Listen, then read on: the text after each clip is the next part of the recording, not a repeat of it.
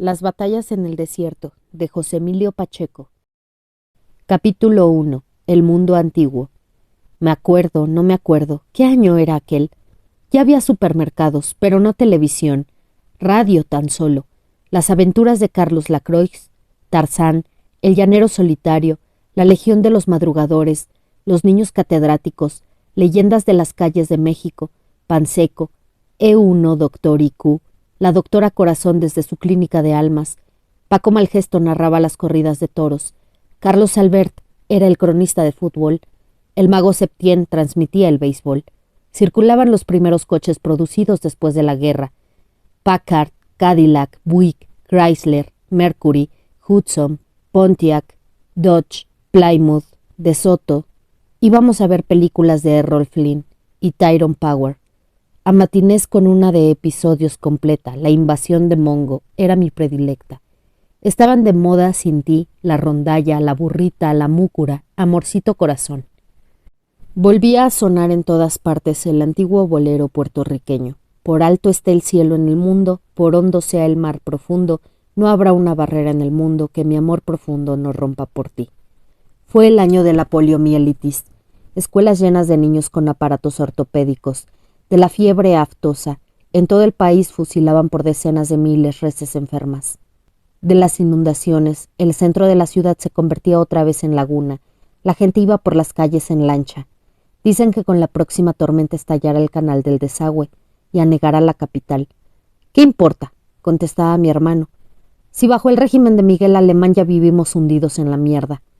La cara del señor presidente en donde quiera, dibujos inmensos, retratos idealizados, fotos oblicuas, alegorías del progreso con Miguel Alemán como Dios Padre, caricaturas laudatorias, monumentos, adulación pública insaciable, maledicencia privada.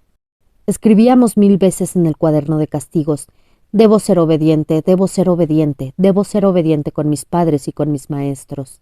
Nos enseñaban historia patria, lengua nacional, geografía del DF.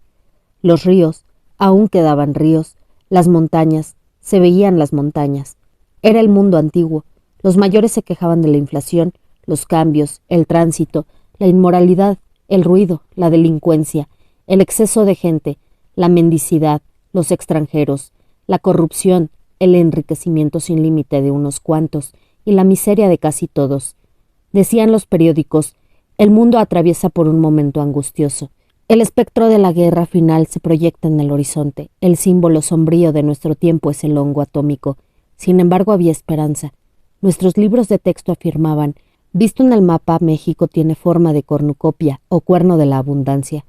Para el impensable año 2000 se auguraba, sin especificar cómo íbamos a lograrlo, un porvenir de plenitud y bienestar universales, ciudades limpias, sin injusticia, sin pobres, sin violencia, sin congestiones, sin basura. Para cada familia una casa ultramoderna y aerodinámica. Palabras de la época. A nadie le faltaría nada. Las máquinas harían todo el trabajo. Calles repletas de árboles y fuentes, cruzadas por vehículos sin humo ni estruendo ni posibilidad de colisiones. El paraíso en la tierra, la utopía al fin conquistada. Mientras tanto nos modernizábamos, incorporábamos a nuestra habla términos que primero habían sonado como pochismos en las películas de Tintán y luego, insensiblemente se mexicanizaban: thank you, ok, guasamara, shut up, sorry, one moment, please. Empezábamos a comer hamburguesas, pies, donas, hot dogs, malteadas, ice cream, margarina, mantequilla de cacahuate. La Coca-Cola sepultaba las aguas frescas de Jamaica, chía, limón. Los pobres seguían tomando tepache. Nuestros padres se habituaban al highball, que en principio les supo a medicina. En mi casa está prohibido el tequila, le escuché decir a mi tío Julián. Yo nada más sirvo whisky a mis invitados, hay que blanquear el gusto de los mexicanos. Capítulo 2. Los desastres de la guerra. En los recreos comíamos tortas de nata que no se volverán a ver jamás. Jugábamos en 2 bandos, árabes y judíos. Acababa de establecerse Israel y había guerra contra la Liga Árabe. Los niños que de verdad eran árabes y judíos solo se hablaban para insultarse y pelear. Bernardo Mondragón, nuestro profesor, les decía: ustedes nacieron aquí, son tan mexicanos como sus compañeros. No hereden el odio. Después de cuánto acaba de pasar, Las infinitas matanzas, los campos de exterminio, la bomba atómica, los millones y millones de muertos, el mundo de mañana, el mundo en el que ustedes serán hombres, debe ser un sitio de paz, un lugar sin crímenes y sin infamias. En las filas de atrás sonaba una risita. Mondragón nos observaba tristísimo.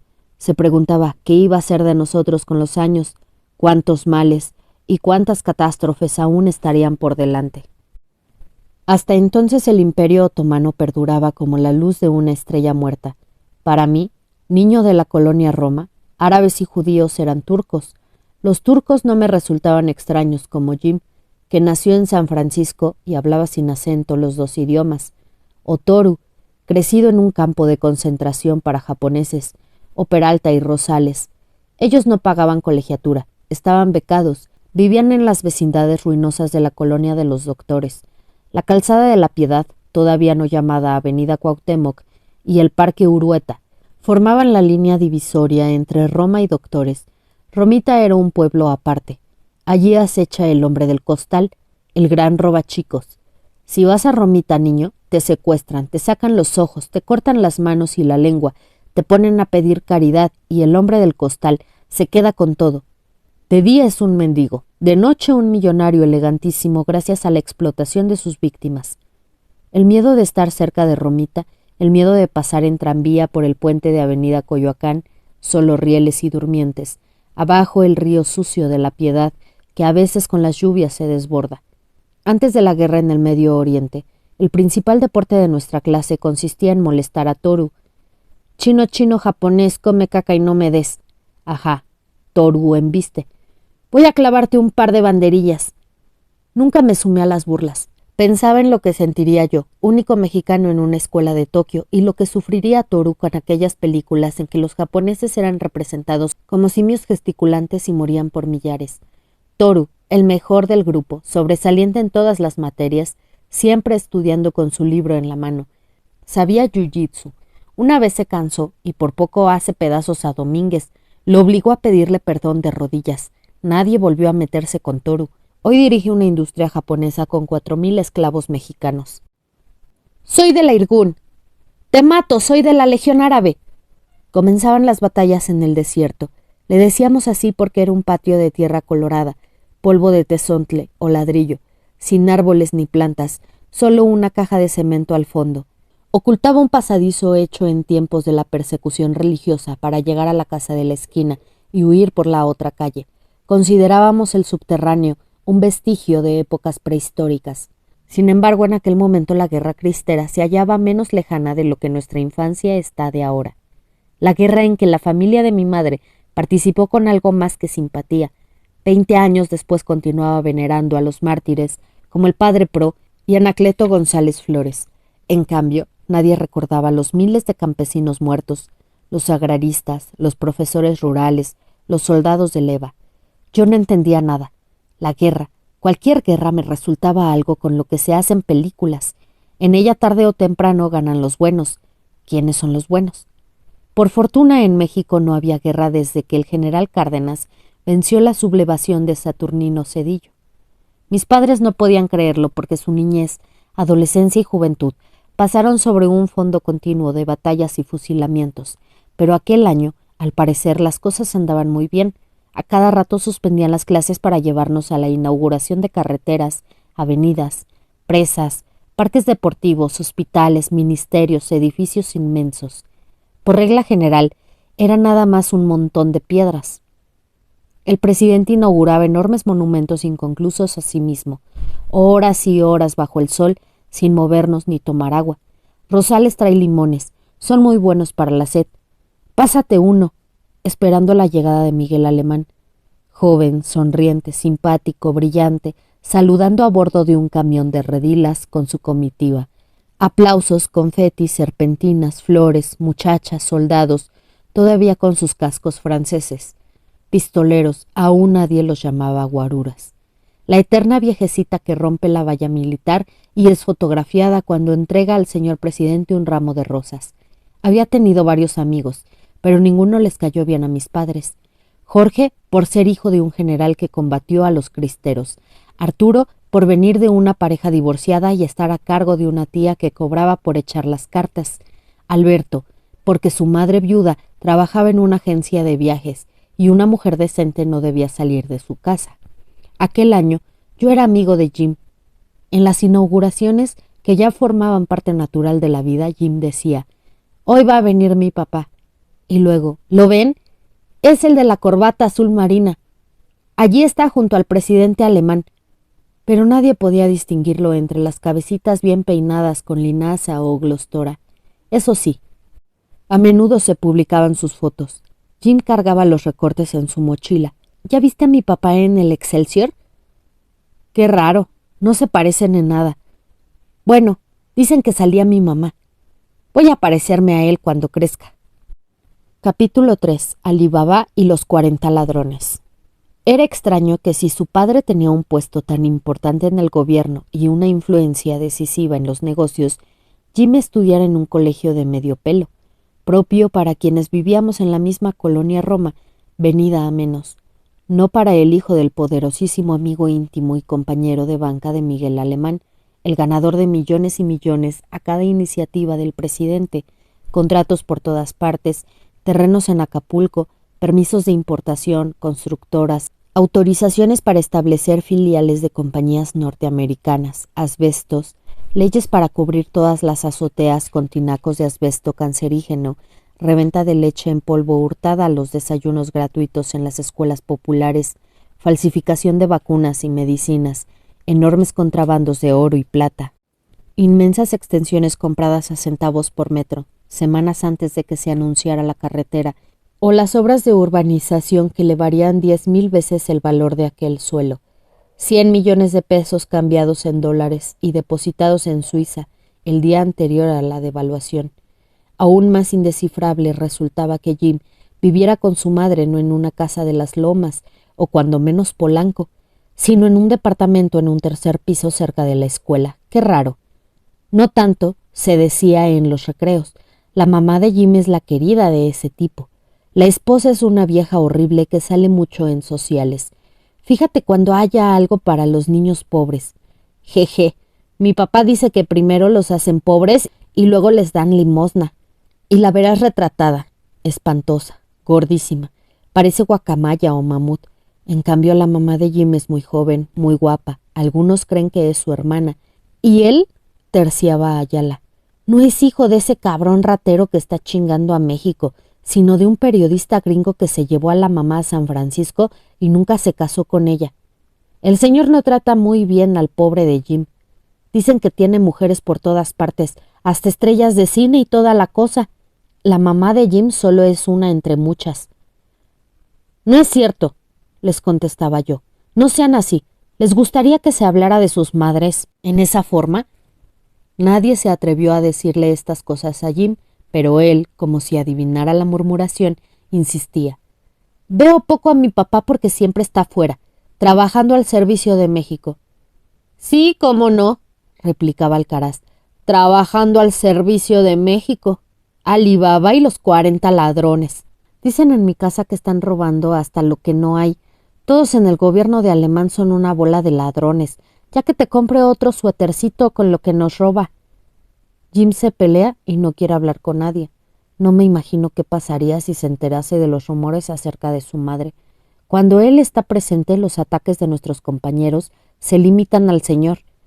Jim se ha hecho mi amigo porque no soy su juez. En resumidas cuentas, ¿el qué culpa tiene? Nadie escoge cómo nace, en dónde nace, cuándo nace, de quiénes nace.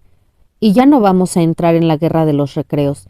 Hoy los judíos tomaron Jerusalén, pero mañana será la venganza de los árabes. Los viernes a la salida de la escuela iba con Jim al Roma, el Royal, el Balmori, cines que ya no existen, películas de Lassie o Elizabeth Taylor adolescente, y nuestro predilecto programa triple visto 1000 veces, Frankenstein, Drácula, El hombre lobo, o programa doble, Aventuras en Birmania y Dios es mi copiloto, o bien una que al padre Pérez del Valle le encantaba proyectar los domingos en su club Vanguardias, Adiós Mr. Chips.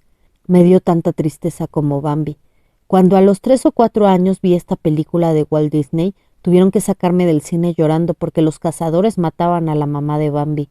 En la guerra asesinaban a millones de madres, pero no lo sabía, No lloraba por ellas ni por sus hijos, aunque en el Cinelandia, junto a las caricaturas del pato Donald, el ratón Mickey, Popeye el marino, el pájaro loco y Bugs Bunny, pasaban los noticieros, bombas cayendo a plomo sobre las ciudades, cañones, batallas, incendios, ruinas, cadáveres. Capítulo 4. Lugar de en medio. Éramos tantos hermanos que no podía invitar a Jim a mi casa. Mi madre siempre arreglando lo que dejábamos tirado, cocinando, lavando ropa, ansiosa de comprar lavadora, aspiradora, licuadora, olla express, refrigerador eléctrico. El nuestro era de los últimos que funcionaban con un bloque de hielo, cambiado todas las mañanas. En esa época mi madre no veía, sino el estrecho horizonte que le mostraron en su casa. Detestaba a quienes no eran de Jalisco, juzgaba extranjeros al resto de los mexicanos y aborrecía en especial a los capitalinos. Odiaba la colonia Roma porque empezaban a desertarla las buenas familias, y en aquellos años la habitaban árabes y judíos y gente del sur, campechanos, chiapanecos, tabasqueños, yucatecos. Regañaba a Héctor, que ya tenía 20 años y en vez de asistir a la Universidad Nacional, en donde estaba inscrito, pasaba las semanas en el swing club y en billares, cantinas, burdeles. Su pasión era hablar de mujeres, política, automóviles. Tanto quejarse de los militares, decía, y ya ven cómo anda el país cuando imponen en la presidencia a un civil. Con mi general Enríquez Guzmán, México estaría también como Argentina con el general Perón. Ya verán cómo se van a poner aquí las cosas en 1952. Me canso que con el PRI o contra el PRI, Enríquez Guzmán va a ser presidente. Mi padre no salía de su fábrica de jabones, que se ahogaba ante la competencia y la publicidad de las marcas norteamericanas. Anunciaban por radio los nuevos detergentes, Ace, Fab, Bell, y sentenciaban: el jabón pasó a la historia. Aquella espuma que para todos, aún ignorantes de sus daños, significaba limpieza, comodidad, bienestar, y para las mujeres, liberación de horas sin término ante el lavadero. Para nosotros representaba la cresta de la ola que se llevaba nuestros privilegios. Monseñor Martínez, arzobispo de México, decretó un día de oración y penitencia contra el avance del comunismo. No olvido aquella mañana, en el recreo le mostraba a Jim uno de mis pequeños grandes libros, novelas ilustradas que en el extremo superior de la página tenían cinito. Las figuras parecían moverse si uno dejaba correr las hojas con el dedo pulgar. Cuando Rosales, que nunca antes se había metido conmigo, gritó: ¡Ey, miren! ¡Estos dos son putos! Vamos a darles pamba a los putos. Me le fui encima a golpes. Pásame a tu madre, pinche buey, y verás qué tan puto, indio pendejo. El profesor no se paró, yo con un labio roto, él con sangre de la nariz que le manchaba la camisa. Gracias a la pelea mi padre me enseñó a no despreciar. Me preguntó con quién me había enfrentado. Llamé indio a Rosales. Mi padre dijo que en México todos éramos indios, aún sin saberlo ni quererlo. Si los indios no fueran al mismo tiempo los pobres, nadie usaría esa palabra a modo de insulto. Me refería a Rosales como pelado. Mi padre señaló que nadie tiene la culpa de estar en la miseria y antes de juzgar mal a alguien, debía pensar si tuvo las mismas oportunidades que yo. Millonario frente a Rosales, frente a Harry Atherton, yo era un mendigo. El año anterior, cuando aún estudiábamos en el Colegio México, Harry Atherton me invitó una sola vez a su casa en Las Lomas. Billar subterráneo, piscina, biblioteca, con miles de tomos encuadernados en piel, despensa, cava, gimnasio, vapor, cancha de tenis, 6 baños. ¿Por qué tendrán tantos baños las casas ricas mexicanas? Su cuarto daba a un jardín en declive con árboles antiguos y una cascada artificial. A Harry no lo habían puesto en el americano, sino en el México, para que conociera un medio de lengua española y desde temprano se familiarizara con quienes iban a ser sus ayudantes, sus prestanombres, sus eternos aprendices, sus criados. Cenamos. Sus padres no me dirigieron la palabra y hablaron todo el tiempo en inglés. Honey, how do you like the little speak? He's a midnight, isn't he? Oh, Jack, please. Maybe the poor kid is catching on. Don't worry, dear. He would understand a thing. Al día siguiente, Harry me dijo: voy a darte un consejo. Aprende a usar los cubiertos. Anoche comiste filetes con el tenedor del pescado. Y no hagas ruido al tomar la sopa. no hables con la boca llena, mastica despacio trozos pequeños. Lo contrario me pasó con Rosales cuando acababa de entrar en esta escuela, ya que ante la crisis de su fábrica, mi padre no pudo seguir pagando las colegiaturas del México. Fui a copiar unos apuntes de civismo a casa de Rosales. Era un excelente alumno, el de mejor letra y ortografía, y todos lo utilizábamos para estos favores. Vivía en una vecindad apuntalada con vigas. Los caños inservibles anegaban el patio, en el agua verdosa flotaba mierda. A los 27 años su madre parecía de 50. Me recibió muy amable, y aunque no estaba invitado me hizo compartir la cena. Quesadillas de sesos. Me dieron asco. Chorreaban una grasa extrañísima, semejante al aceite para coches. Rosales dormía sobre un petate en la sala. El nuevo hombre de su madre lo había expulsado del único cuarto. Capítulo 5. Por hondo que sea el mar profundo. El pleito convenció a Jim de que yo era su amigo. Un viernes hizo lo que nunca había hecho. Me invitó a merendar en su casa. Qué pena no poder llevarlo a la mía. Subimos al tercer piso y abrió la puerta. Traigo llave porque a mi mamá no le gusta tener sirvienta. El departamento olía a perfume. Estaba ordenado y muy limpio. Muebles flamantes de Sears Roebuck, una foto de la señora Porcemo, otra de Jim cuando cumplió 1 año, al fondo el Golden Gate, varias del señor con el presidente en ceremonias, en inauguraciones, en el tren Olivo, en el avión El Mexicano, en fotos de conjunto, el cachorro de la revolución y su equipo, los primeros universitarios que gobernaban el país. Técnicos, no políticos, personalidades morales intachables, insistía la propaganda. Nunca pensé que la madre de Jim fuera tan joven, tan elegante y, sobre todo, tan hermosa. No supe qué decirle. No puedo describir lo que sentí cuando ella me dio la mano. Me hubiera gustado quedarme allí mirándola. Pasen, por favor, al cuarto de Jim. Voy a terminar de prepararles la merienda. Jim me enseñó su colección de plumas atómicas. Los bolígrafos apestaban, derramaban tinta viscosa. Eran la novedad absoluta aquel año en que por última vez usábamos tintero, manguillo, secante. Los juguetes que el señor le compró en Estados Unidos, cañón que disparaba cohetes de salva, cazabombardeo de propulsión a chorro, soldados con lanzallamas, tanques de cuerda, ametralladoras de plástico. Apenas comenzaban los plásticos. Tren eléctrico, Lionel, radio portátil. No llevo nada de eso a la escuela porque nadie tiene juguetes así en México. No, claro. Los niños de la Segunda Guerra Mundial no tuvimos juguetes. Todo fue producción militar. Hasta la Parker y la Sterbrook, leí en selecciones, fabricaron en vez de plumas materiales de guerra. Pero no me importaban los juguetes. Oye, ¿cómo me dijiste que se llama tu mamá? Mariana.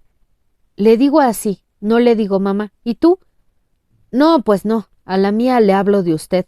Ella también les habla de usted a mis abuelitos. No te burles, Jim, no te rías. Pasen a merendar, dijo Mariana, y nos sentamos, yo frente a ella, mirándola. No sabía qué hacer, no probar bocado o devorarlo todo para halagarla. Si como, pensará que estoy hambriento. Si no como, creerá que no me gusta lo que hizo. Mastica despacio, no hables con la boca llena. ¿De qué podemos conversar? Por fortuna, Mariana rompe el silencio. ¿Qué te parecen? Les dicen fly saucers, platos voladores, sándwiches asados en este aparato. Me encantan, señora. Nunca había comido nada tan delicioso. Pan Bimbo, jamón, queso Kraft, tocino, mantequilla, ketchup, mayonesa, mostaza. Eran todo lo contrario del pozole, la birria, las tostadas de pata, el chicharrón en salsa verde que hacía mi madre. ¿Quieres más platos voladores? Con mucho gusto te los preparo. No, mil gracias, señora. Están riquísimos, pero de verdad no se moleste. Ella no tocó nada, habló. Me habló todo el tiempo. Jim callado, comiendo uno tras otro platos voladores. Mariana me preguntó, ¿a qué se dedica tu papá? Qué pena contestarle, es dueño de una fábrica, hace jabones de tocador y de lavadero. Lo están arruinando los detergentes. Ah, sí, nunca lo había pensado. Pausas, silencios. ¿Cuántos hermanos tienes? 3 hermanas y un hermano. ¿Son de aquí de la capital? Solo la más chica y yo, los demás nacieron en Guadalajara. Teníamos una casa muy grande en la calle de San Francisco. Ya la tumbaron. ¿Te gusta la escuela? La escuela no está mal, aunque, ¿verdad, Jim? Nuestros compañeros son muy latosos. Bueno, señora, con su permiso, ya me voy. ¿Cómo aclararle? Me matan si regreso después de las 8. 1 millón de gracias, señora. Todo estuvo muy rico. Voy a decirle a mi mamá que compre el asador y me haga platos voladores. No hay en México. Intervino por primera vez Jim. Si quieres te lo traigo ahora que vaya a los Estados Unidos. Aquí tienes tu casa. Vuelve pronto. Muchas gracias de nuevo, señora. Gracias, Jim. Nos vemos el lunes. Cómo me hubiera gustado permanecer allí para siempre o cuando menos llevarme la foto de Mariana que estaba en la sala. Caminé por Tabasco, di vuelta en Córdoba para llegar a mi casa en Zacatecas. Los faroles plateados daban muy poca luz, ciudad en penumbra, misteriosa colonia Roma de entonces, átomo del inmenso mundo, dispuesto muchos años antes de mi nacimiento como una escenografía para mi representación. Una sinfonola tocaba el bolero. Hasta ese momento la música había sido nada más el himno nacional, los cánticos de mayo en la iglesia, Cri-Cri, sus canciones infantiles, los caballitos, Marcha de las Letras, Negrito Sandía, El Ratón Vaquero, Juan Pestañas, y la melodía circular, envolvente, húmeda de Ravel, con que la XEQ iniciaba sus transmisiones a las 6:30, cuando mi padre encendía el radio para despertarme con el estruendo de la legión de los madrugadores. Al escuchar el otro bolero, que nada tenía que ver con el de Ravel, me llamó la atención la letra. Por alto esté el cielo en el mundo, por hondo que sea el mar profundo. Miré la avenida Álvaro Obregón y me dije, voy a guardar intacto el recuerdo de este instante, porque todo lo que existe ahora mismo nunca volverá a ser igual. Un día lo veré como la más remota prehistoria. Voy a conservarlo entero, porque hoy me enamoré de Mariana. ¿Qué va a pasar? No pasará nada. Es imposible que algo suceda. ¿Qué haré? ¿Cambiarme de escuela para no ver a Jim y por tanto no ver a Mariana? ¿Buscar a una niña de mi edad? Pero a mi edad nadie puede buscar a ninguna niña. Lo único que puede es enamorarse en secreto, en silencio, como yo de Mariana, enamorarse sabiendo que todo está perdido y no hay ninguna esperanza.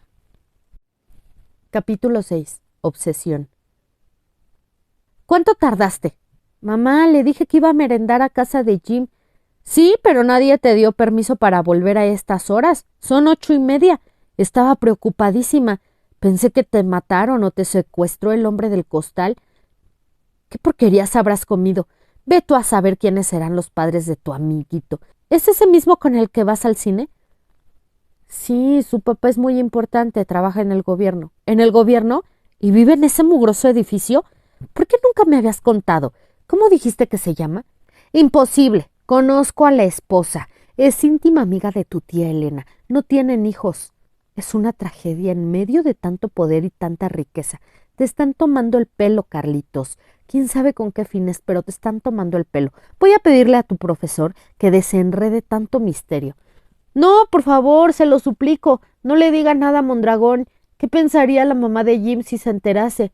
La señora fue muy buena conmigo. Ahora sí. Solo eso me faltaba. ¿Qué secreto te traes? Di la verdad. ¿No fuiste a casa del tal Jim? Finalmente convencí a mi madre. De todos modos, le quedó la sospecha de que algo extraño había ocurrido.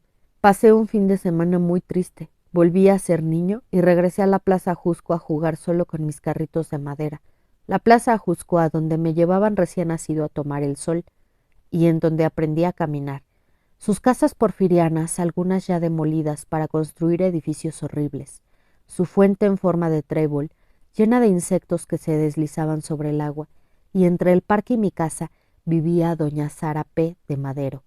Me parecía imposible ver de lejos a una persona de quien hablaban los libros de historia, protagonista de cosas ocurridas 40 años atrás, la viejecita frágil, dignísima, siempre de luto por su marido asesinado. Jugaba en la Plaza Jusco y una parte de mí razonaba. ¿Cómo puedes haberte enamorado de Mariana si solo la has visto una vez y por su edad podría ser tu madre?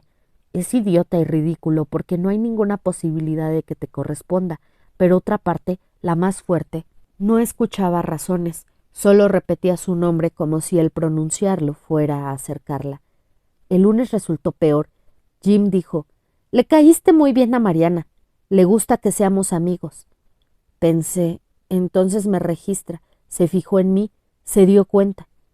Un poco, cuando menos un poco. ¿De en qué forma me ha impresionado? Durante semanas y semanas preguntaba por ella con cualquier pretexto para que Jim no se extrañase. Trataba de camuflar mi interés y al mismo tiempo sacarle información sobre Mariana.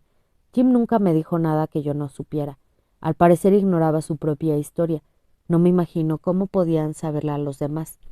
Una y otra vez le rogaba que me llevara a su casa para ver los juguetes, los libros ilustrados, los cómics.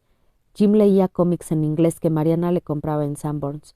Por lo tanto, despreciaba nuestras lecturas: Pepín, Paquín, Chamaco, cartones, para algunos privilegiados el Biliquén argentino o el Peneca chileno. Como siempre nos dejaban mucha tarea, solo podía ir los viernes a casa de Jim. A esa hora Mariana se hallaba en el salón de belleza, arreglándose para salir de noche con el señor. Volvía a las 8:30 o 9 y jamás pude quedarme a esperarla. En el refrigerador estaba lista la merienda: ensalada de pollo, coleslaw, carnes frías, pay de manzana.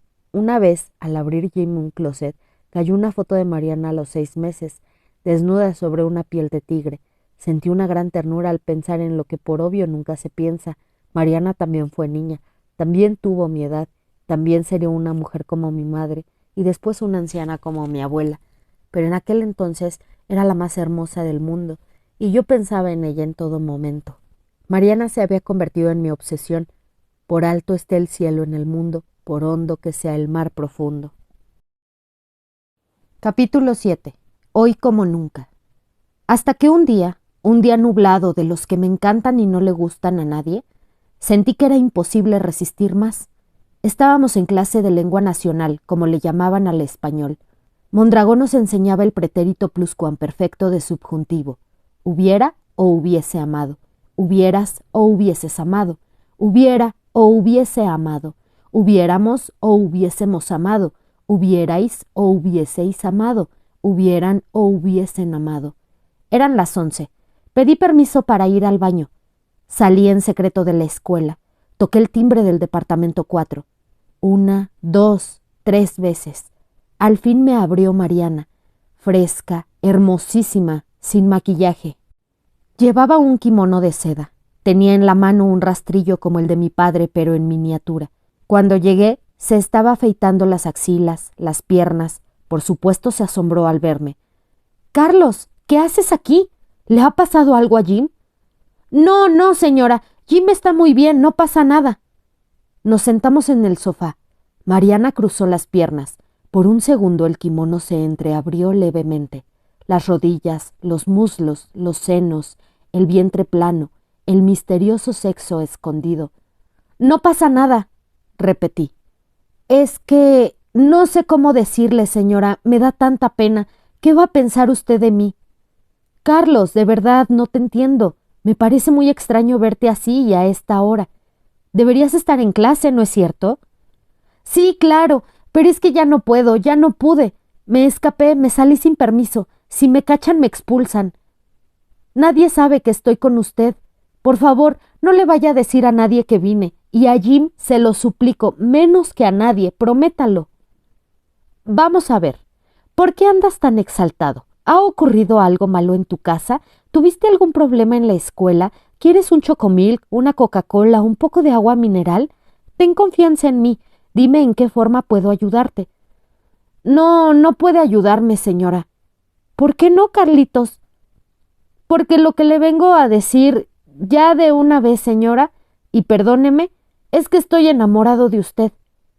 Pensé que iba a reírse, a gritarme: «¡Estás loco!» o bien: «Fuera de aquí, voy a acusarte con tus papás y con tu profesor».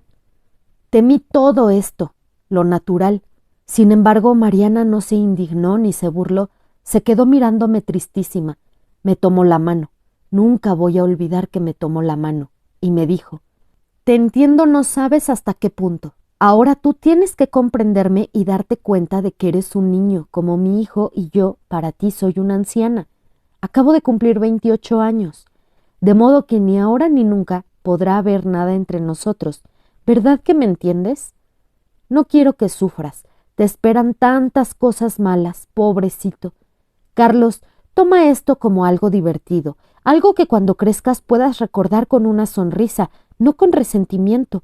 Vuelve a la casa con Jim y sigue tratándome como lo que soy, la madre de tu mejor amigo.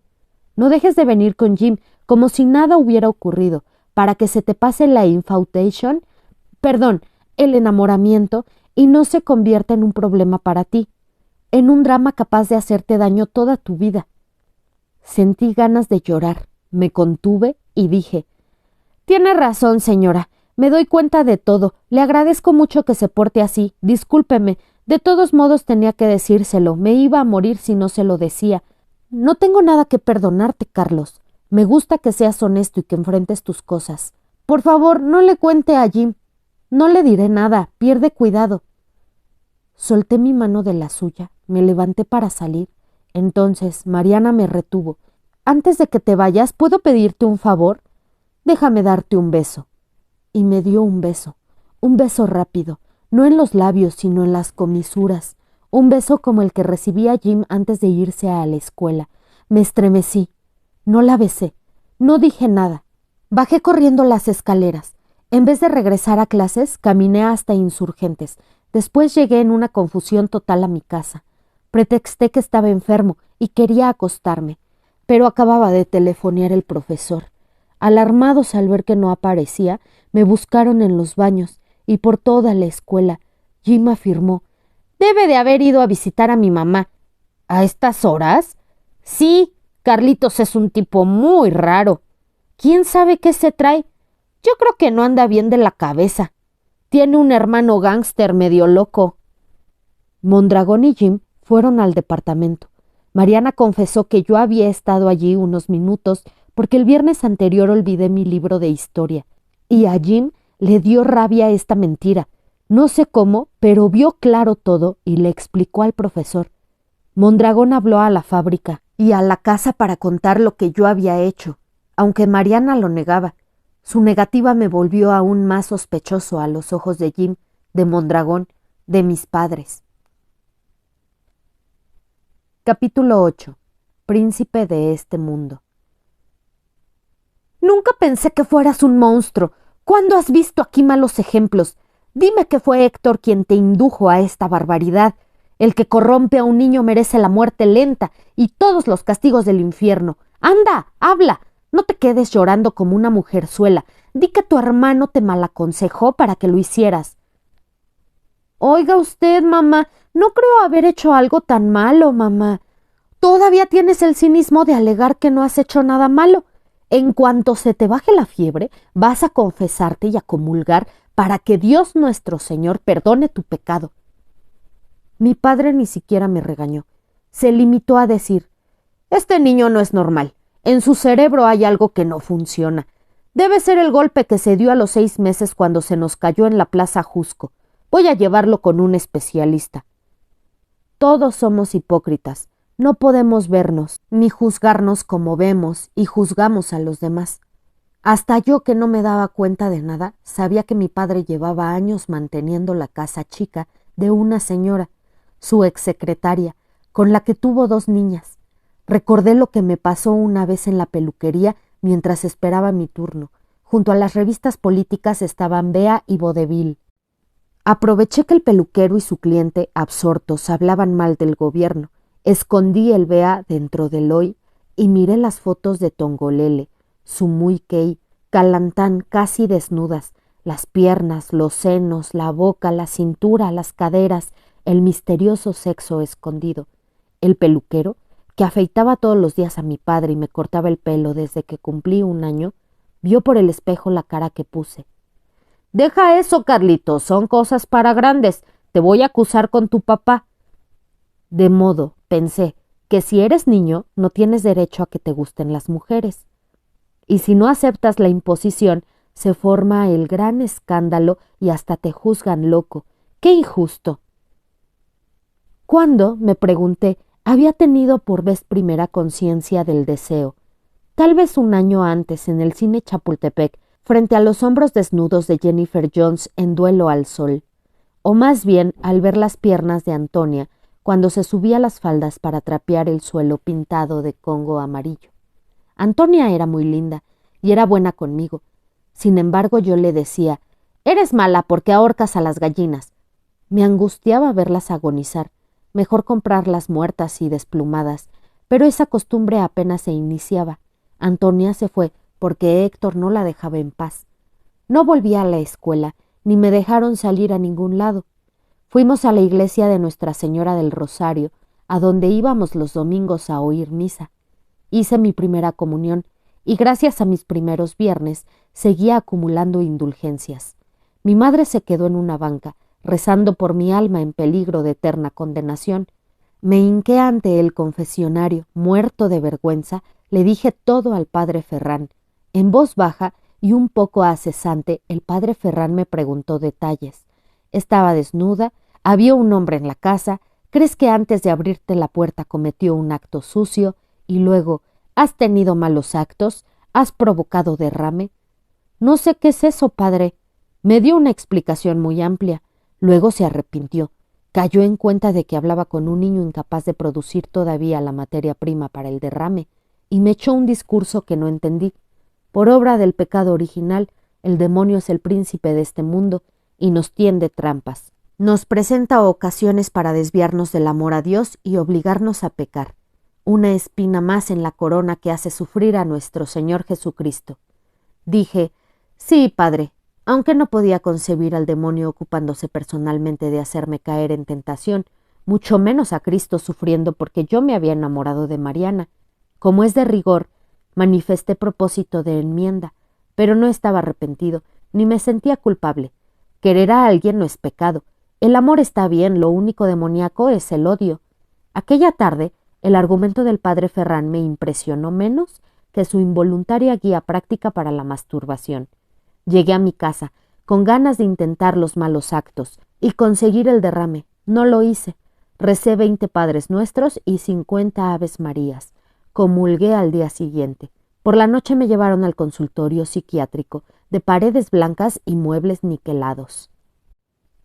Capítulo 9. Inglés obligatorio. El psiquiatra me interrogó y apuntó cuanto le decía en unas hojas amarillas rayadas. No supe contestar. Yo ignoraba el vocabulario de su oficio y no hubo ninguna comunicación posible. Nunca me había imaginado las cosas que me preguntó acerca de mi madre y mis hermanas. Después me hicieron dibujar a cada miembro de la familia y pintar árboles y casas.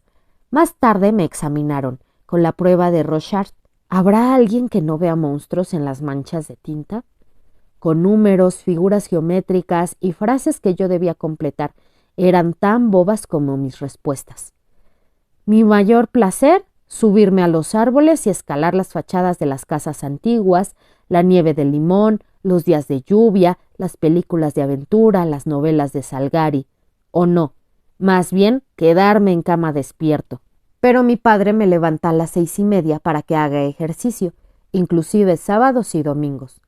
Lo que más odio, la crueldad con la gente y con los animales, la violencia, los gritos, la presunción, los abusos de los hermanos mayores, la aritmética, que haya quienes no tienen para comer mientras otros se quedan con todo, encontrar dientes de ajo en el arroz o en los guisados, que poden los árboles o los destruyan, ver que tiren el pan a la basura.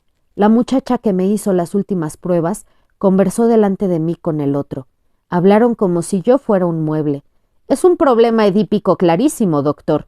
El niño tiene una inteligencia muy por debajo de lo normal. Está sobreprotegido y es sumiso. Madre castrante.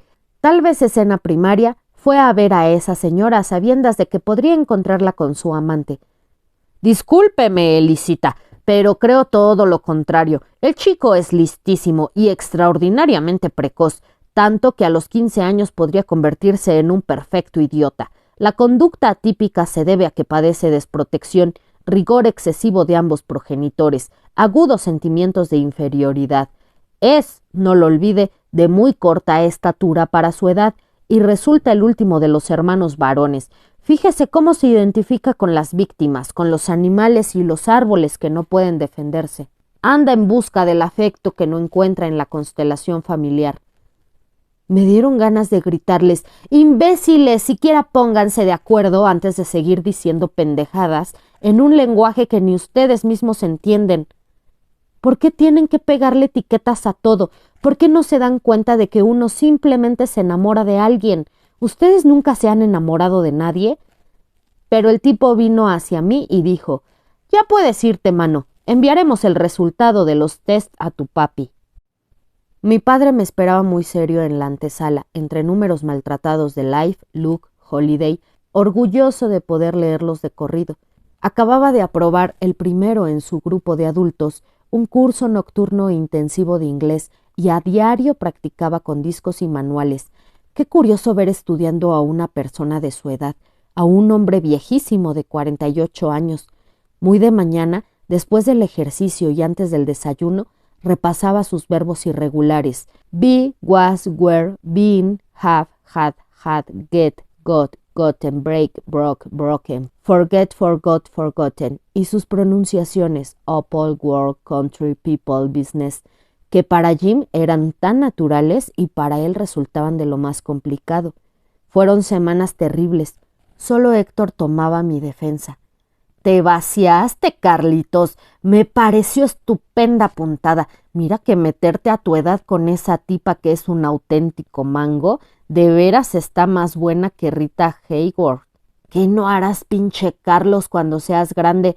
Haces bien lanzándote desde ahora a tratar de coger, aunque no puedas todavía, en vez de andar haciéndote la chaqueta. Qué espléndido que con tantas hermanas tú y yo no salimos para nada maricones. Ora, cuídate, Carlitos, no sea que ese cabrón vaya a enterarse y te eche a sus pistoleros y te rompan la madre». «Pero hombre, Héctor, no es para tanto. Nomás le dije que estaba enamorado de ella. ¿Qué tiene de malo? No hice nada de nada. En serio, no me explico el escándalo». «Tenía que suceder», se obstinaba mi madre. «Por la avaricia de tu papá, que no tiene dinero para sus hijos, aunque le sobra para derrocharlo en otros gastos. Fuiste a caer, pobre niño, en una escuela de pelados. Imagínate, admiten al hijo de una cualquiera. Hay que inscribirte en un lugar donde solo haya gente de nuestra clase». Y Héctor: «Pero mamá, ¿cuál clase? Somos purititito medio pelo, típica familia venida menos de la colonia Roma, la esencial clase media mexicana. Allí está bien Carlos, su escuela es nuestro nivel. ¿A dónde va usted a meterlo?» Capítulo 10. La lluvia de fuego. Mi madre insistía en que la nuestra, es decir, la suya, era una de las mejores familias de Guadalajara. Nunca un escándalo como el mío. Hombres honrados y trabajadores, mujeres devotas, esposas abnegadas, madres ejemplares, hijos obedientes y respetuosos. Pero vino la venganza de la indiada y el peladaje contra la decencia y la buena cuna.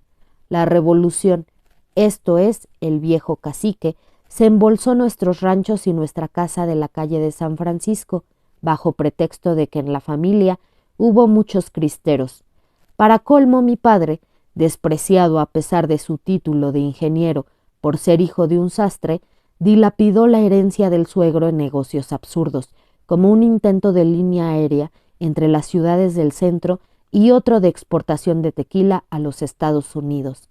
Luego, a base de préstamos de mis tíos maternos, compró la fábrica de jabón, que anduvo bien durante la guerra y se hundió cuando las compañías norteamericanas invadieron el mercado nacional. Y por eso no cesaba de repetirlo mi madre. Estábamos en la maldita Ciudad de México, lugar infame, Sodoma y Gomorra, en espera de la lluvia de fuego, infierno donde sucedían monstruosidades nunca vistas en Guadalajara, como el crimen que yo acababa de cometer. Siniestro Distrito Federal en que padecíamos revueltos con gente de lo peor.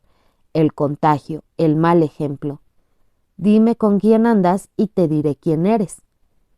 ¿Cómo es posible, repetía, que en una escuela que se supone decente acepten al bastardo? ¿Qué es bastardo? O mejor dicho, al máncer de una mujer pública, porque en realidad no se sabe quién habrá sido el padre entre todos los clientes de esa ramera pervertidora de menores. ¿Qué significa máncer? ¿Qué quiere decir mujer pública? ¿Por qué la llama ramera? Mi madre se había olvidado de Héctor. Héctor se vanagloriaba de ser conejo de la universidad. Decía que él fue uno de los militantes derechistas que expulsaron al rector Subirán y borraron el letrero «Dios no existe» en el mural que Diego Rivera pintó en el Hotel del Prado.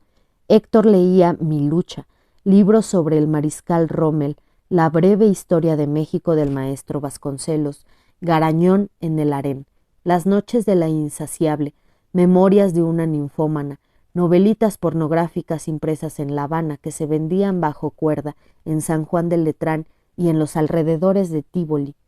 Mi padre devoraba Cómo ganar amigos e influir en los negocios, El dominio de sí mismo, El poder del pensamiento positivo, La vida comienza a los 40. Mi madre escuchaba todas las radionovelas de la XCW mientras hacía sus quehaceres y a veces descansaba leyendo algo de Hugo Wast o M. Deli. Héctor, ¿quién lo viera ahora? El industrial enjuto, calvo, solemne y elegante en que se ha convertido mi hermano, tan grave, tan serio, tan devoto, tan respetable, tan digno en su papel de hombre de empresa al servicio de las transnacionales, caballero católico, padre de 11 hijos, gran señor de la extrema derecha mexicana. En esto al menos ha sido de una coherencia a toda prueba. Pero en aquella época, sirvientas que huían porque el joven trataba de violarlas, guiado por la divisa de su pandilla, carne de gata buena y barata. Héctor irrumpía a medianoche, desnudo y erecto, enloquecido por sus novelitas, en el cuarto de la azotea, forcejeaba con las muchachas y durante los ataques y defensas, Héctor eyaculaba en sus camisones sin lograr penetrarlas. Los gritos despertaban a mis padres, subían. Mis hermanas y yo observábamos todo agazapados en la escalera de caracol, regañaban a Héctor, amenazaban con echarlo de la casa y a esas horas despedían a la criada, aún más culpable que el joven, por andar provocándolo, enfermedades venéreas que le contagiaban las putas de Mif, o bien las del 2 de abril, un pleito de bandas rivales en los bordes del río de la Piedad. A Héctor, de una pedrada, le rompieron los incisivos. Él con una varilla le fracturó el cráneo a un cerrajero. Una visita a la delegación porque Héctor se endrogó con sus amigos del Parque Urueta e hizo destrozos en un café de chinos. Mi padre tuvo que pagar la multa y los daños y mover influencias en el gobierno para que Héctor no fuera a la cárcel. Cuando escuché que se había endrogado, creí que Héctor debía dinero, pues en mi casa siempre se les llamó drogas a las deudas. En este sentido mi padre era el perfecto drogadicto. Más tarde, Isabel, mi hermana mayor, me explicó de qué se trataba. Era natural que Héctor simpatizara conmigo. Por un momento le había quitado su lugar como oveja negra. Capítulo 11. Espectros. También hubo líos a principios de año cuando Isabel se hizo novia de Esteban. En los 30 había sido famoso como actor infantil. Al crecer perdió su vocecita y su cara de inocencia. Ya no le dieron papeles en cine ni en teatro. Esteban se ganaba la vida leyendo chistes en la XCW. Bebía como loco. Estaba empeñado en casarse con Isabel e ir a probar suerte en Hollywood. Aunque no sabía una palabra en inglés, llegaba a verla borracho, sin corbata, oliendo a rayos, con el traje manchado y los zapatos sucios. Nadie se lo explicaba, pero Isabel era aficionada fanática. Esteban le parecía maravilloso porque Isabel lo vio en su época de oro, y a falta de Tyrone Power, Errol Flynn, Clark Gable, Robert Mitchum o Cary Grant, Esteban representaba su única posibilidad de besar a un artista de cine, aunque fuera de cine mexicano, tema predilecto de las burlas familiares, casi tan socorrido por nosotros como el régimen de Miguel Alemán. ¿Ya viste qué cara de chofer tiene el tal Pedro Infante? Sí, claro, con razón les encantan las gatas. Una noche mi padre sacó a Esteban a gritos y empujones.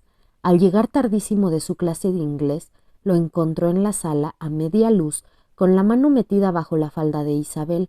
Héctor lo golpeó en la calle, lo derribó y lo siguió pateando hasta que Esteban pudo levantarse ensangrentado y huir como un perro. Isabel le retiró la palabra a Héctor y se dedicó a hostilizarme por cualquier motivo, si bien yo había tratado de frenar a mi hermano cuando pateaba en el suelo al pobre de Esteban. Isabel y Esteban no volvieron a encontrarse jamás. Poco después, aniquilado por el fracaso, la miseria y el alcoholismo, Esteban se ahorcó en un ínfimo hotel de Tacubaya. A veces pasan por televisión sus viejas películas y me parece que contemplo a un fantasma. Pero en aquel momento La única ventaja fue quedarme con un cuarto propio. Hasta entonces había dormido en camas gemelas con Estelita, mi hermana menor.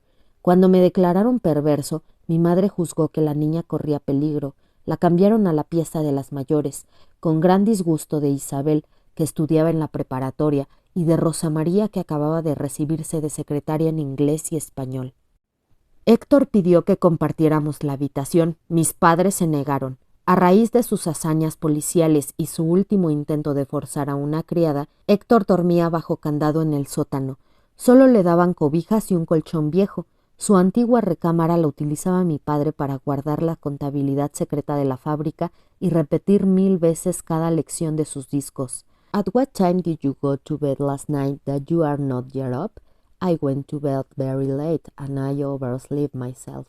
I could not sleep until 4 o'clock in the morning. My servant did not call me, therefore I did not wake up. No conozco otra persona adulta que en efecto haya aprendido a hablar inglés en menos de un año. No le quedaba otro remedio. Escuché sin ser visto una conversación entre mis padres. Pobre Carlitos. No te preocupes, se le pasará. No, esto lo va a afectar toda su vida. Qué mala suerte. ¿Cómo pudo ocurrirle a nuestro hijo? Fue un accidente, como si lo hubiera atropellado un camión, haz de cuenta. Dentro de una semana ya ni se acordará. Si hoy le parece injusto lo que hemos hecho, cuando crezca comprenderá que ha sido por su bien. Es la inmoralidad que se respira en este país bajo el más corrupto de los regímenes. Ve las revistas, el radio, las películas, todo está hecho para corromper al inocente. Así pues, estaba solo. Nadie podía ayudarme. El mismo Héctor consideraba todo una travesura, algo divertido, un vidrio roto por un pelotazo. Ni mis padres, ni mis hermanos, ni Mondragón, ni el padre Ferrán, ni los autores de los test se daban cuenta de nada. Me juzgaban según leyes en las que no cabían mis actos. Entré en la nueva escuela. No conocía a nadie. Una vez más fui el intruso extranjero. No había árabes ni judíos, ni becarios pobres, ni batallas en el desierto, aunque sí, como siempre, inglés obligatorio. Las primeras semanas resultaron infernales. Pensaba todo el tiempo en Mariana. Mis padres creyeron que me habían curado el castigo, la confesión, las pruebas psicológicas de las que nunca pude enterarme. Sin embargo, a escondidas y con gran asombro del periodiquero, compraba Bea y vodevil. Practicaba los malos actos sin conseguir el derrame. La imagen de Mariana reaparecía por encima de Tongolele, Calantán, Sumuikei. No me había curado. El amor es una enfermedad en un mundo en que lo único natural es el odio. Desde luego no volví a ver a Jim. No me atreví a acercarme a su casa ni a la antigua escuela. Al pensar en Mariana, el impulso de ir a su encuentro se mezclaba a la sensación de molestia y ridículo. Qué estupidez meterme en un lío que pude haber evitado con solo resistirme a mi imbécil declaración de amor. Tarde para arrepentirme. Hice lo que debía y ni siquiera ahora, tantos años después, voy a negar que me enamoré de Mariana. Capítulo 12. Colonia Roma. Hubo un gran temblor en octubre. Apareció un cometa en noviembre. Dijeron que anunciaba la guerra atómica y el fin del mundo, o cuando menos otra revolución en México. Luego se incendió la ferretería La Sirena y murieron muchas personas. Al llegar las vacaciones de fin de año, todo era muy distinto para nosotros.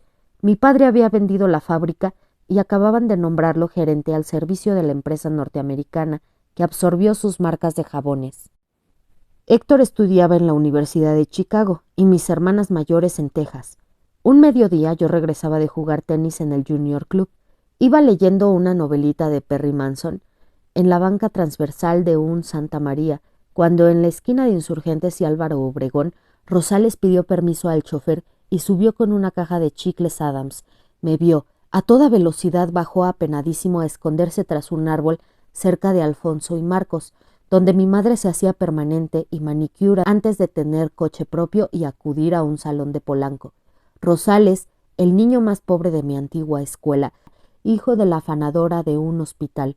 Todo ocurrió en segundos. Bajé del Santa María ya en movimiento. Rosales intentó escapar. Fui a su alcance. Escena ridícula. —Rosales, por favor, no tengas pena. Está muy bien que trabajes. Yo, que nunca había trabajado. Ayudar a tu mamá no es ninguna vergüenza. todo lo contrario. Yo en el papel de la doctora Corazón desde su clínica de almas.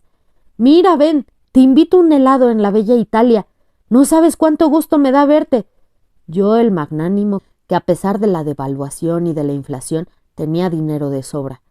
Rosales hosco, pálido, retrocediendo, hasta que al fin se detuvo y me miró a los ojos. No, Carlitos, mejor una torta, si eres tan amable. No me he desayunado, me muero de hambre. Oye, ¿no tienes coraje por nuestros pleitos? ¿Qué va, Rosales? Los pleitos ya qué importan. Yo, el generoso, capaz de perdonar porque se ha vuelto invulnerable. Bueno, muy bien, Carlitos. Vamos a sentarnos y conversamos. Cruzamos Obregón, atravesamos Insurgentes. Cuéntame, ¿pasaste de año? ¿Cómo le fue a Jim en los exámenes? ¿Qué dijeron cuando ya no regresé a clases? Rosales callado. Nos sentamos en la tortería, pidió una de chorizo, 2 de lomo y un sidral mundet. ¿Y tú, Carlitos, no vas a comer? No puedo, me esperan en mi casa. Hoy mi mamá hizo roast beef, que me encanta. Si ahora pruebo algo, después no como. Tráigame, por favor, una coca bien fría. Rosales puso la caja de chicles Adams sobre la mesa. Miró hacia Insurgentes.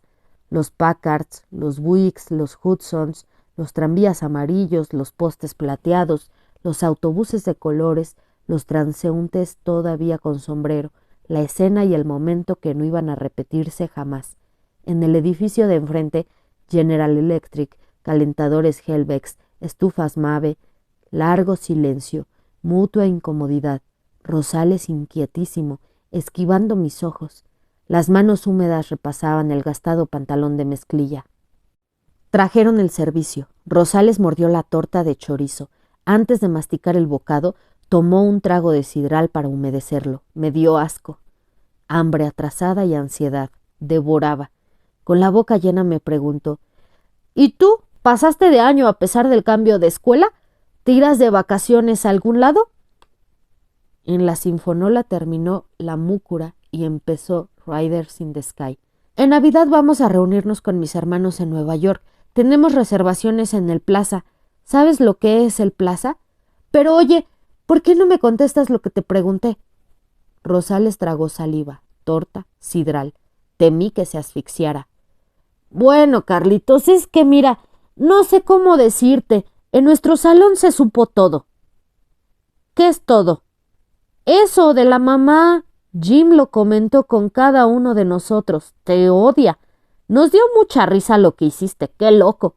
Para colmo, alguien te vio en la iglesia confesándote después de tu declaración de amor y en alguna forma se corrió la voz de que te habían llevado con el loquero.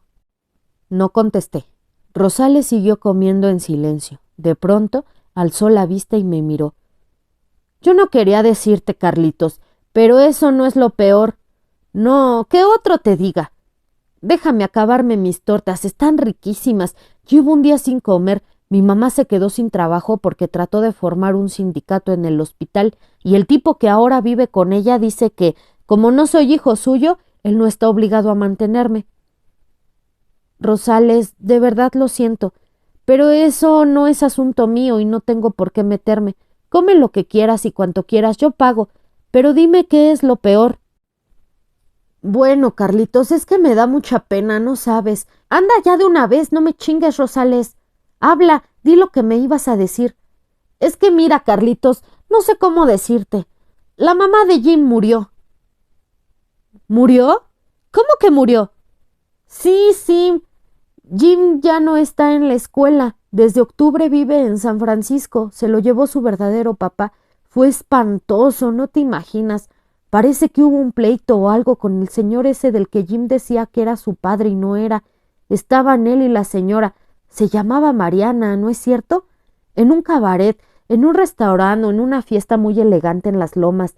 Discutieron por algo que ella dijo de los robos en el gobierno, de cómo se derrochaba el dinero arrebatado a los pobres. Al señor no le gustó que le alzara la voz allí delante de sus amigos poderosísimos, ministros, extranjeros millonarios, grandes socios de sus enjuagues, en fin, y la bofeteó delante de todo el mundo, y le gritó que ella no tenía derecho a hablar de honradez porque era una puta. Mariana se levantó y se fue a su casa en un libre y se tomó un frasco de Nembutal, o se abrió las venas con una hoja de rasurar, o se pegó un tiro, o hizo todo esto junto, no sé bien cómo estuvo. El caso es que al despertar, Jim la encontró muerta, bañada en sangre. Por poco él también se muere del dolor y del susto. Como no estaba el portero del edificio, Jim fue a avisarle a Mondragón, no tenía a nadie más, y ya ni modo, se enteró toda la escuela. Hubieras visto el montonal de curiosos y la Cruz Verde y el agente del Ministerio Público y la policía. No me atreví a verla muerta, pero cuando la sacaron en camilla, las sábanas estaban todas llenas de sangre. Para todos nosotros fue lo más horrible que nos ha pasado en la vida. Su mamá le dejó a Jim una carta en inglés, una carta muy larga en que le pedía perdón y le explicaba lo que te conté. Creo que también escribió otros recados. A lo mejor había uno para ti, ¿cómo saberlo? Aunque se hicieron humo, pues el señor de inmediato le echó tierra al asunto y nos prohibieron hacer comentarios entre nosotros y sobre todo en nuestras casas. Pero ya ves cómo vuelan los chismes y qué difícil es guardar un secreto. Pobre Jim, pobre cuate, tanto que lo fregamos en la escuela. De verdad me arrepiento. Rosales, no es posible, me estás vacilando. Todo eso que me cuentas lo inventaste, lo viste en una pinche película mexicana de las que te gustan. Lo escuchaste en una radionovela cursi de la XCW. Esas cosas no pueden pasar, no me hagas bromas así, por favor. Es la verdad, Carlitos, por Dios santo, te juro que es cierto. Que se muera mi mamá si te he dicho mentiras. Pregúntale a quien quieras de la escuela, habla con Mondragón. Todos lo saben, aunque no salió en los periódicos.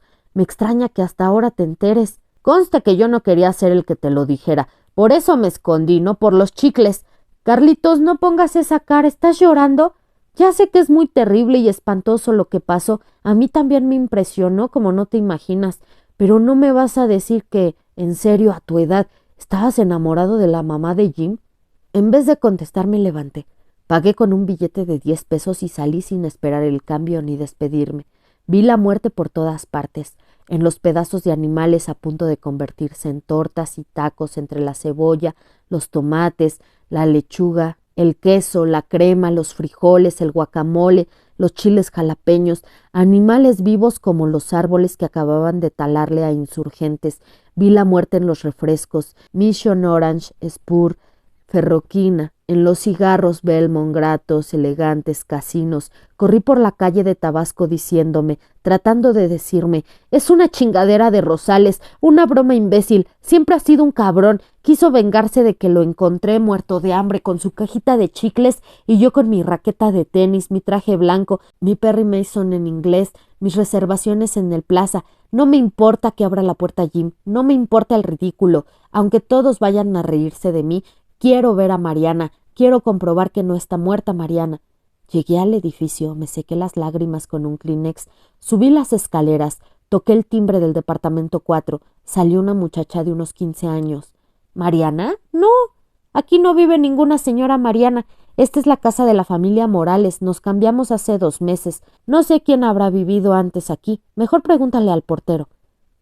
Mientras hablaba la muchacha pude ver una sala distinta, sucia, pobre, en desorden, sin el retrato de Mariana Porcemo, ni la foto de Jim en el Golden Gate, ni las imágenes del señor trabajando al servicio de México en el equipo del presidente. En vez de todo aquello, la última cena en relieve metálico y un calendario con el cromo de la leyenda de los volcanes.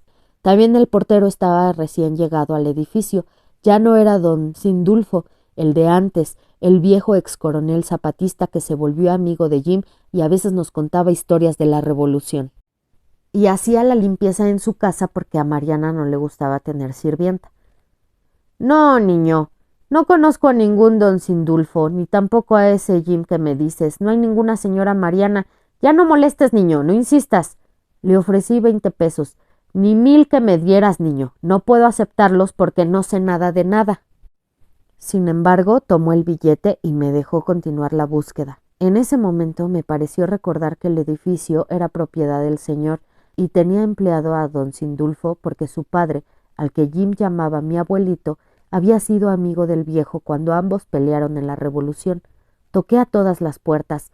Yo tan ridículo con mi trajecito blanco y mi raqueta y mi Perry Manson, preguntando, asomándome a punto de llorar otra vez. Olor a sopa de arroz, olor a chiles rellenos. En todos los departamentos me escucharon casi con miedo. Qué incongruencia mi trajecito blanco. Era la casa de la muerte y no una cancha de tenis. Pues no, estoy en este edificio desde 1939 y que yo sepa nunca ha vivido aquí ninguna señora Mariana. Jim tampoco lo conocemos. En el 8 hay un niño más o menos de tu edad, pero se llama Everardo. En el departamento 4, no, allí vivió un matrimonio de ancianitos sin hijos. Pero sí vine 1 millón de veces a casa de Jim y de la señora Mariana. Cosas que te imaginas, niño. Debe ser en otra calle, en otro edificio. Bueno, adiós, no me quites más tiempo. No te metas en lo que no te importa ni provoques más líos. Ya basta, niño, por favor, tengo que preparar la comida. Mi esposo llega a las 2:30. Pero, señora, vete, niño, llamo a la patrulla y te vas derechito al tribunal de menores. Regresé a mi casa y no puedo recordar qué hice después. Debo de haber llorado días enteros. Luego nos fuimos a Nueva York. Me quedé en una escuela en Virginia. No me acuerdo ni siquiera del año, solo estas ráfagas, estos destellos que vuelven con todo y las palabras exactas, solo aquella cancioncita que no volveré a escuchar nunca. Por alto esté el cielo en el mundo, por hondo que sea el mar profundo. Qué antigua, qué remota, qué imposible esta historia, pero existió Mariana, existió Jim, existió cuanto me he repetido después de tanto tiempo de rehusarme a enfrentarlo. Nunca sabré si el suicidio fue cierto. Jamás volví a ver a Rosales ni a nadie de aquella época. Demolieron la escuela, demolieron el edificio de Mariana, demolieron mi casa, demolieron la colonia Roma. Se acabó esa ciudad, terminó aquel país. No hay memoria del México de aquellos años, y a nadie le importa. De ese horror, ¿quién puede tener nostalgia? Todo pasó como pasan los discos en la sinfonola. Nunca sabré si aún vive Mariana. Si hoy viviera, tendría ya 80 años.